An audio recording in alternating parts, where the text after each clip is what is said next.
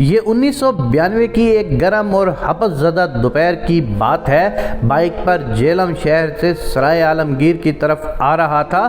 Railway پل کے پاس پہنچا تو دیکھا ایک جوان لڑکی پل کے نیچے سے اپنے کپڑے سنبھالتی چیختی چلاتی بھاگ کر اوپر سڑک پر آ رہی تھی۔ پیچھے 6-7 مشت ڈنڈے جو اس کو پکڑ کر دوبارہ پل کے نیچے لے جانا چاہتے تھے۔ ہر طرف ہو کا عالم، سڑک بالکل ویران۔ میں نے بائک روکی، وہ لڑکی میرے پیچھے آ کر چھپ گئی اور بولی، بھائی مجھے ان لوگوں سے بچا لو، یہ میری عزت لوٹنا چاہتے ہیں۔ میں ان دنوں میدان کا کھلاڑی اور اپنی جسمانی فٹنس کے لیے مکمل پر اعتماد تھا۔ 1 سیکنڈ میں ہی فیصلہ کر لیا کہ جو بھی ہو مر جاؤں گا، پر اس لڑکی نے پناہ مانگی ہے، اس کی حفاظت کروں گا۔ ان لوگوں پر شیطان سوار تھا۔ میں نے بتیری منت کی کہ لڑکی کو چھوڑ دو، پر انہوں نے میری ایک نہ سنی، مجھے دھکا دیا اور لڑکی کو اٹھا لے جانے کی کوشش کرنے لگے۔ میں نے ایک کو پکڑا اور اٹھا کر سڑک پر دے مارا، جبکہ دوسروں نے مجھے پکڑ کر گرا دیا اور میری دھنائی شروع کر دی۔ تقریباً آدھا منٹ یہ سین چلا ہوگا، تب تک سڑک پر چند راہگیر آ گئے اور یوں میری اور اس لڑکی کی جان چھوٹی۔ میرے ہونٹ پھٹ گئے، مکوں کی بارش سے منہ سوج گیا، چیچی انگلی چبا لی گئی اور شاید کسی کے پاس بلیڈ بھی تھا۔ بائیں ہاتھ کا انگوٹھا کافی سارا کٹ گیا، آج بھی نشان موجود ہیں۔ 6-7 لوگوں نے مل کر مجھے مارا تھا، خون نہیں رک رہا تھا، قمیض تار تار ہو چکی تھی، سڑک پر ہی بیٹھ گیا۔ اس بہن نے میری قمیض مزید پھاڑ کر پٹی بنائی اور میرے انگوٹھے پر باندھ دی۔ میں نے اس سے پوچھا کہ بہن آپ بچ گئی ہو؟ بولی، جی بھائی، اللہ پاک نے میری حفاظت کی ہے۔ اس کے اس جواب پر ناقابل بیان تسلی ہوئی۔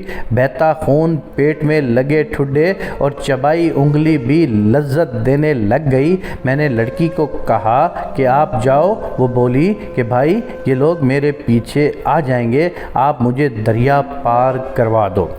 میں نے اسے پل پار کروا دیا۔ بائک سے اترتے ہوئے وہ بولی کہ بھائی میں فقیرنی ہوں، لوگوں کا اندر بھی پڑھ لیتی ہوں، آپ یقیناً اس وقت کسی مصیبت میں ہیں، میری آپ کو دعا ہے آپ کے گھر پہنچنے تک وہ مصیبت ختم ہو چکی ہوگی اور باقی کی زندگی بھی اللہ کی رحمت کے ساتھ رہے گی۔ وہ مزید بولی کہ یہ جنہوں نے میری عزت پر ہاتھ ڈالا اور آپ کا خون بہایا، ان کا حشر بھی آپ صرف آج رات تک دیکھ لیں گے۔ تب میں بطور جونیئر افیسر ایک ایگزیکٹو پوسٹ کا چارج ہولڈر، لیکن کسی انتظامی مسئلے کی وجہ سے شدید پریشان تھا۔ بہت حیرانگی ہوئی کہ اس لڑکی نے میرے دل کی بات کیسے جان لی، وہ کون تھی؟ اب خون سے لتھڑا، سوجے منہ اور پھٹے کپڑوں کے ساتھ میں اپنے محلے تو جا نہ سکتا تھا۔ شام تک چھپ چھپا کر سرائے عالمگیر نہر کنارے بیٹھا رہا اور اندھیرا ہونے پر گھر کی راہ لی۔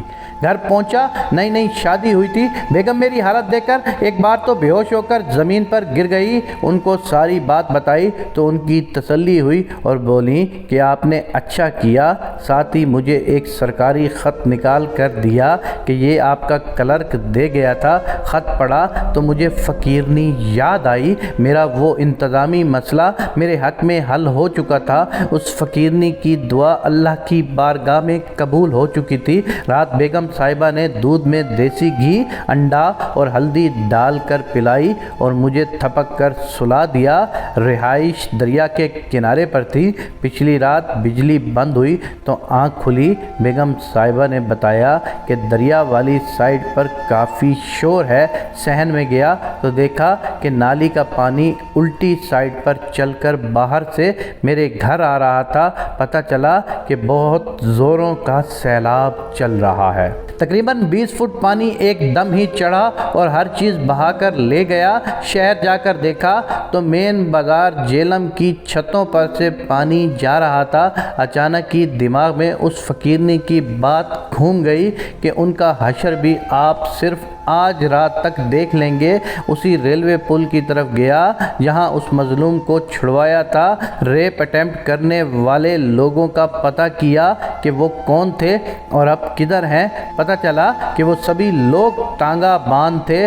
پل کے ساتھ نشیب میں گھوڑے ٹانگے باندھتے تھے اور وہیں ٹینٹوں میں ان کی رہائش تھی۔ رات پانی آیا اور ان کے گھوڑے ٹانگے بال بچہ اور وہ خود کل ملا کر 13-14 افراد بہا کر لے گیا۔ اس فقیرنی کی بد دعا بھی فوراً ہی اللہ پاک کی بارگاہ میں پہنچ کر اثر دکھا چکی تھی۔ ان 2 واقعات کے بعد وہ فقیرنی میں نے بہت ڈھونڈی، بہت گلیاں محلے پھرے، اپنے تمام تر وسائل کو استعمال کیا پر وہ مجھے نہ ملی۔ میں آج بھی جب کبھی اس واقعے کے بارے میں سوچتا ہوں تو حیرت سے میرے رونگٹے کھڑے ہو جاتے ہیں کہ وہ فقیرنی کون تھی۔ کیا وہ میری آزمائش تھی یا ان لوگوں کی آزمائش تھی، مجھے معلوم نہیں ہے، لیکن اللہ کے ہاتھ سے مجھے بہت اچھے میسج مل گئے تھے کہ جب بھی آپ کبھی کسی کے ساتھ نیکی کرو گے تو وہ رائے گاہ نہیں جائے گی، اور جب آپ کسی کے ساتھ بدی کرو گے تو اس کا بدل اللہ تعالیٰ عذاب کی صورت میں ضرور دے گا۔